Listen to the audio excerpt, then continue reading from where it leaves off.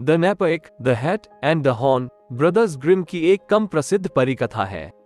एक बार की बात है, एक गरीब सैनिक था जिसे सेना से छुट्टी दे दी गई थी और उसके पास 3 चीजों के अलावा कुछ नहीं बचा था। एक थैला, एक टोपी और एक सींग। निराश और भूखा होकर वो दुनिया में अपना रास्ता खोजने के लिए यात्रा पर निकल पड़ा।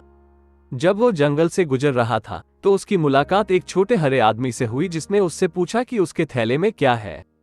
सैनिक ने गर्व से अपनी संपत्ति प्रस्तुत की और उसे आश्चर्य हुआ जब छोटे हरे आदमी ने समझाया कि बस्ते में मालिक की इच्छानुसार कुछ भी उत्पन्न करने की जादुई क्षमता थी।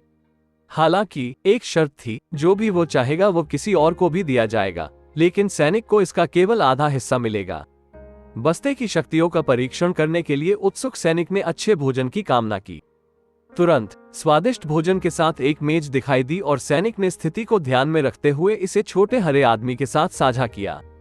तब सैनिक ने रहने के लिए एक शानदार महल की कामना की और फिर बस्ते ने उसकी इच्छा पूरी कर दी, लेकिन इस बार उसने महल को हरे आदमी के साथ साझा किया।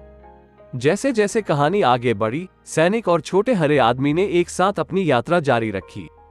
सैनिक ने विभिन्न इच्छाएं की, अपने साथी के साथ सब कुछ साझा किया और बदले में हरे आदमी ने जरूरत के समय सैनिक की मदद करने के लिए अपनी जादुई क्षमताओं का उपयोग किया। सैनिक की हरे आदमी की उत्पत्ति और उद्देश्य के बारे में उत्सुकता बढ़ती गई। आखिरकार वे एक राज्य में पहुंचे जहां सैनिक की नजर राजकुमारी पर पड़ी।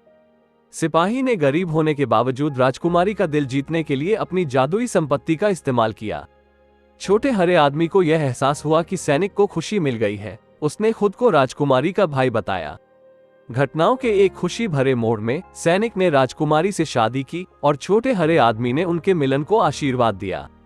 बस्ता, टोपी और सींग सैनिक और उसके नए शाही परिवार के लिए समृद्धि और खुशियां लाते रहे, जिससे साबित हुआ कि उदारता और दयालुता से अप्रत्याशित और जादुई पुरस्कार मिल सकते हैं। और इसलिए सैनिक की साधारण संपत्ति हरे आदमी की परोपकारिता के साथ राज्य में हमेशा के लिए खुशहाली लेकर आए।